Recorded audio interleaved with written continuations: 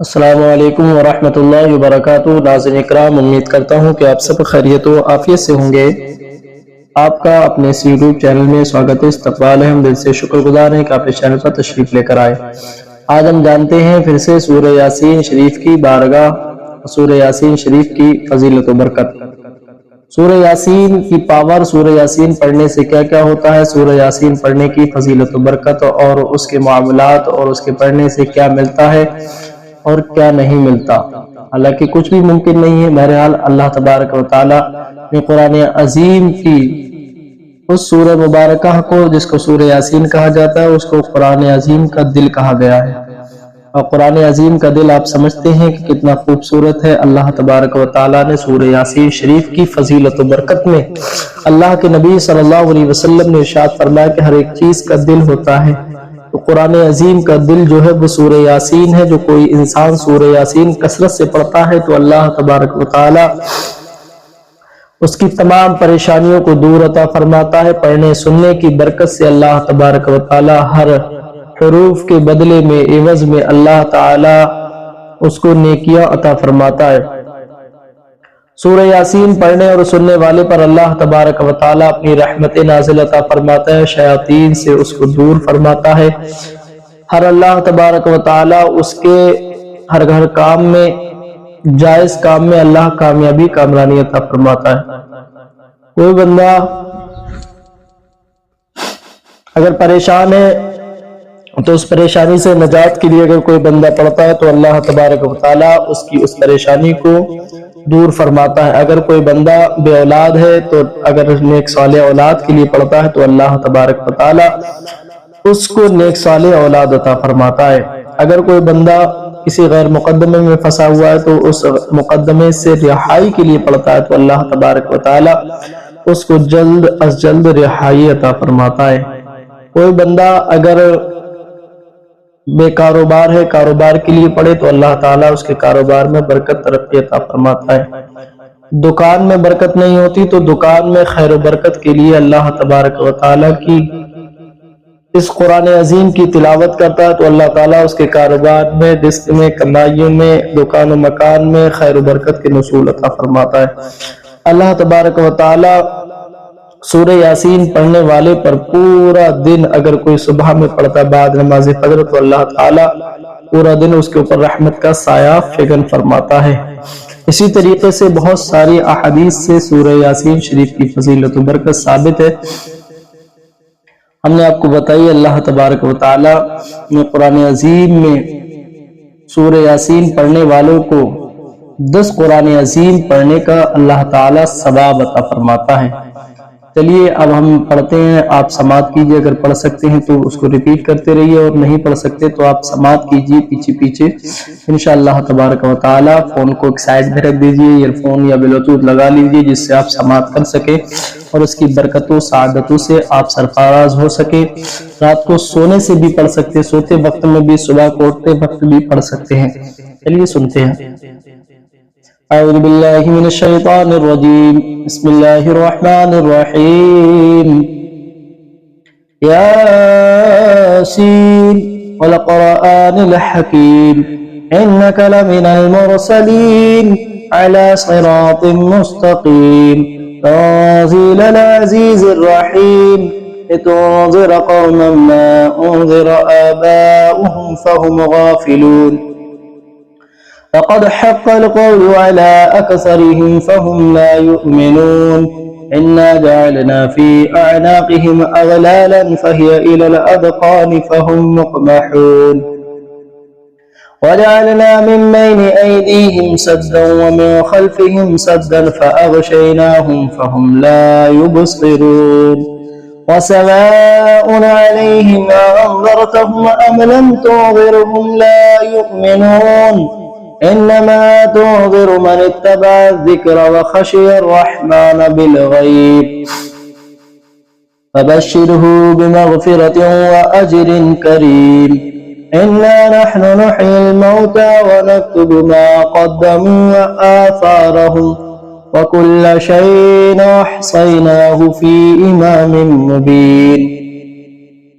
واضرب لهم مثلنا أصحاب القرية إذ جاء المرسلون إذا أرسلنا إليهم اثنين فكذبوهما فعززنا بثالث فقالوا إنا إليكم مرسلون قالوا ما أنتم إلا بشر مثلنا وما أنزل الرحمن من شيء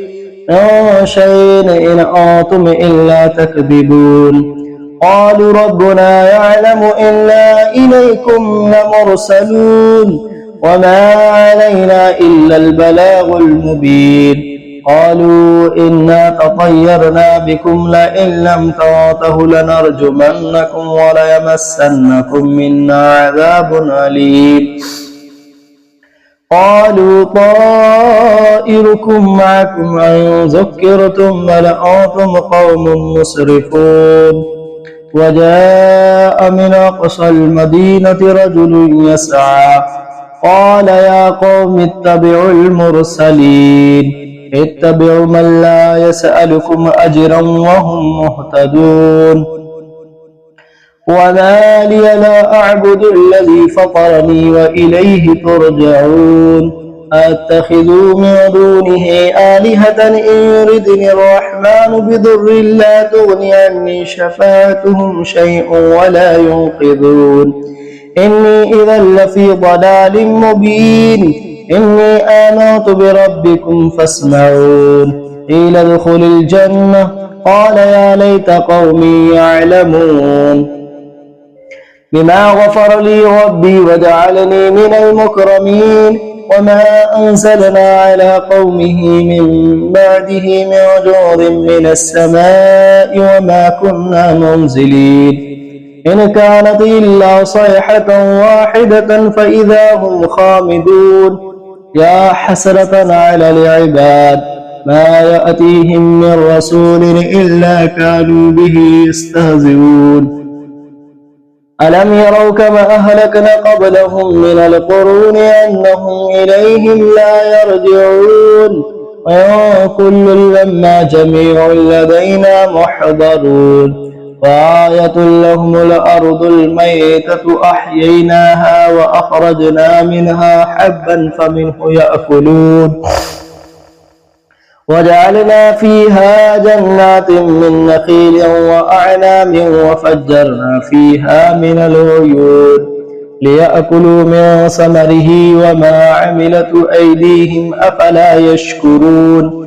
سبحان الذي خلق الأزواج كلها مما تنبت الأرض ومن أنفسهم ومما لا يعلمون وآية لهم الليل نسلخ منه النهار فإذا هم مظلمون والشمس تجري لمستقر لها ذلك تقدير العزيز العليم والقمر قدرناه منازل حتى عاد كالعرجون القديم لا الشمس ينبغي لها أن تدرك القمر ولا الليل سابق النهار وكل في فلك يسبحون وآية لهم أنا حملنا ذريتهم في الفلك المشحون وخلقنا لهم من مثله ما يركبون وإن نشأ نغرقهم فلا صريخ لهم ولا هم ينقذون إلا رحمة منا ومتاعا إلى حين وإذا قيل لهم اتقوا ما بين أيديكم وما خلفكم لعلكم ترحمون وما تأتيهم من آية ربهم إلا كانوا عنها معرضين وإذا قيل لهم انفقوا مما رزقكم الله قال الذين كفروا للذين آمنوا أنطعم من لو يشاء الله أطعمه إن أنتم إلا في ضلال مبين ويقولون متى هذا البعد إن كنتم صادقين ما ينظرون إلا صيحة واحدة تأخذهم وهم يخصمون فلا يستطيعون توصية ولا إلى أهلهم يرجعون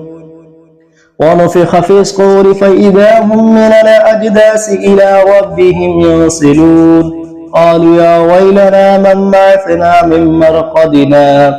هذا ما وعد الرحمن وصدق المرسلون إن كانت إلا صيحة واحدة فإذا هم جميع لدينا محضرون اليوم لا تظلم نفس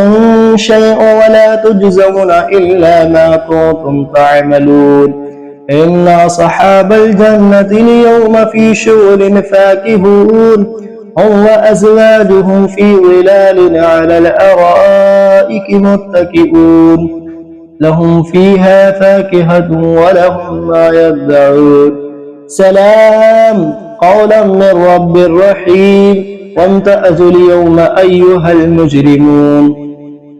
ألم أعهد إليكم يا بني آدم ألا تعبدوا الشيطان إنه لكم عدو مبين وأن اعبدوني هذا صراط مستقيم ولقد أضل منكم جبلا كثيرا أفلم تكونوا تعقلون هذه جهنم التي كنتم توعدون اصلوها اليوم بما كنتم تكفرون اليوم نختم على أفواههم وتكلمنا أيديهم وتشهد أرجلهم بما كانوا يكسبون ولو نشاء لطمسنا على أعينهم فاستبقوا الصراط فأنى يبصرون ولو نشاء لمسخناهم على مكانتهم فما استطاعوا مضيا ولا يرجعون ومن نعمره ننكسه في الخلق أفلا يعقلون وما علمناه الشعر وما ينبغي له إن هو إلا ذكر وقرآن مبين لينذر من كان حيا ويحق القول على الكافرين أولم يروا أنا خلقنا لهم مما عملت أيدينا أنعاما فهم لها مالكون وذللناها لهم فمنها ركوبهم ومنها يأكلون ولهم فيها منافع ومشارب أفلا يشكرون واتخذوا من دون الله آلهة لعلهم ينصرون لا يستطيعون نصرهم وهم لهم جند محضرون فلا يحزنك قولهم إنا نعلم ما يسرون وما يعلنون أولم ير الإنسان أن خلقناه من نطفة فإذا هو خصيم مبين وضرب لنا مثلا ونسي خلقه قال من يحيي العظام وهي رميم قل يحيي الذي أنشأ أول مرة وهو بكل خلق عليم الذي جعل لكم من الشجر الأخضر نارا فإذا أنتم منه توقدون